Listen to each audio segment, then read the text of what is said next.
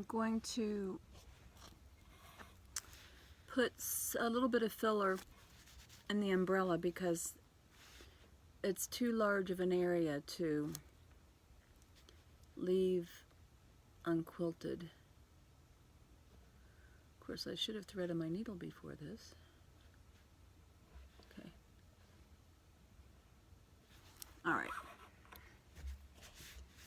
So I'm not going to do anything too much, just kind of put some texture in here.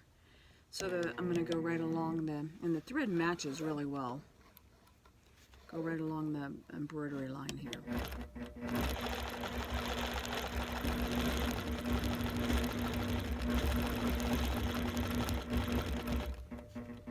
The edge.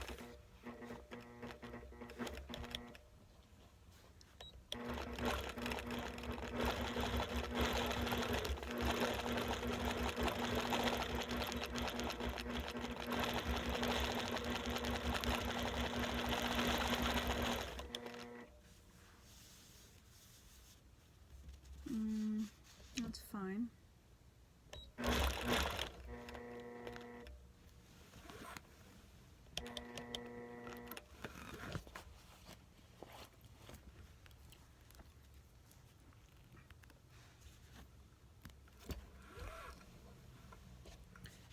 I'm going to go down this edge. Actually, I'll start over here.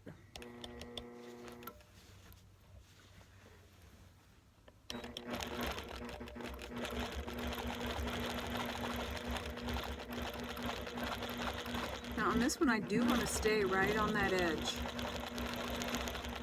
I want the blue and the green, but I don't want it far away from the green.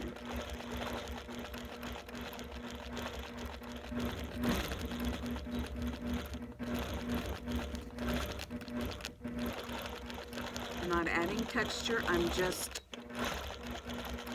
securing the fabric.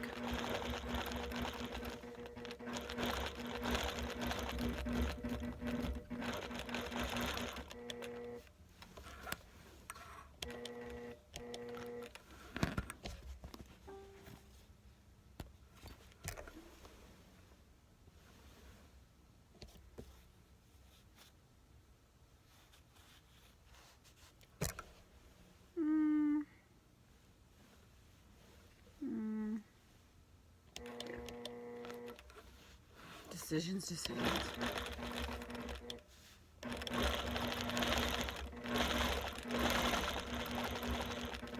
I do have my base on because I did a ruler a few minutes ago. Sneaking around there with small stitches. You don't see them.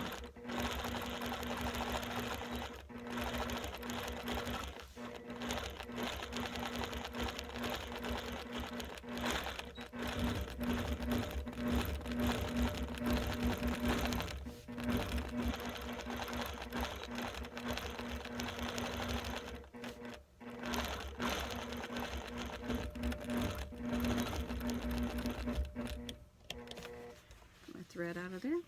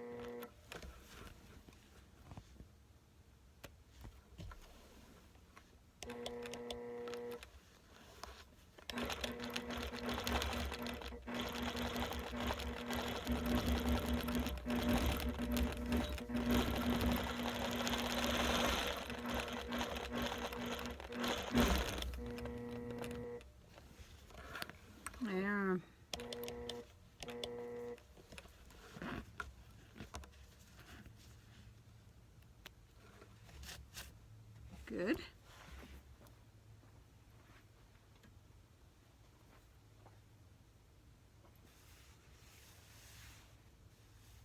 So it made these puff out a little bit, but you don't see the stitching.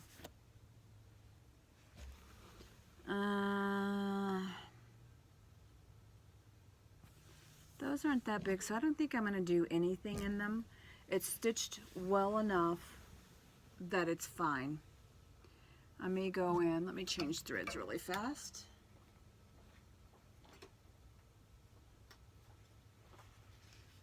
Nope. Yep.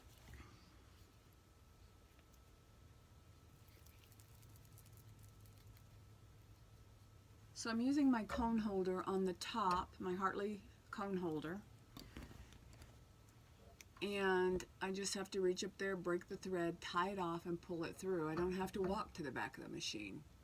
Now I do have my white back there, and then I just cut it and wrap it around the post so I can get to it without going to the back. So I'm going to stitch around my little bird here. Again, staying very close to the embroidery line or in it. The thread color really blends. Because it's not about the stitching, it's the definition that I'm showing.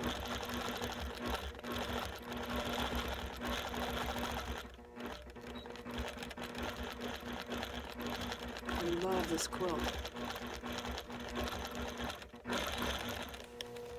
Tiny back stitches to lock my thread.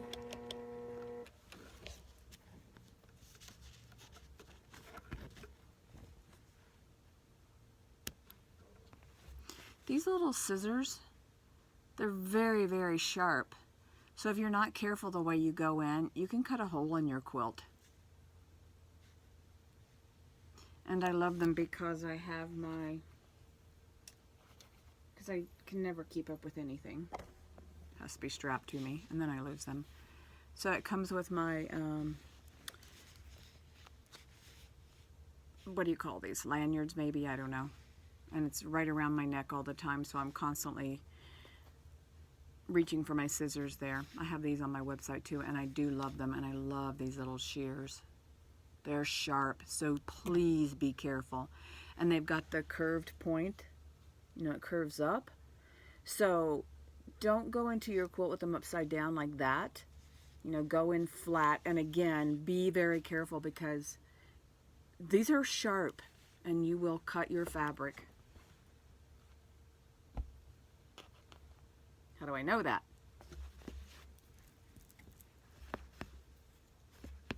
Okay, now I think that's good, but I think I still want to come in to these lilies and put just a little bit of texture in there because I want to. But while I've got this thread on, I'm going to go into my basket here.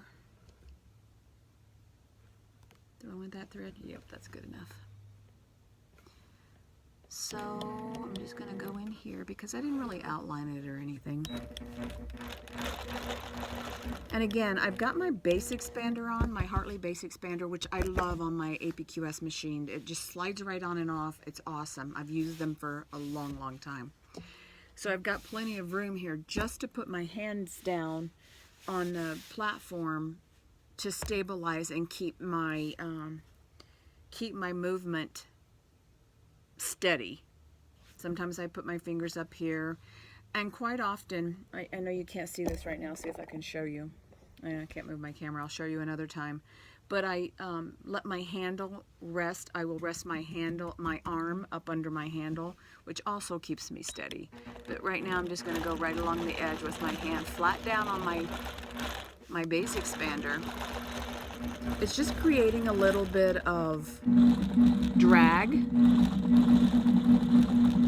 Not a lot. Not really much drag at all. It's just keeping me steady.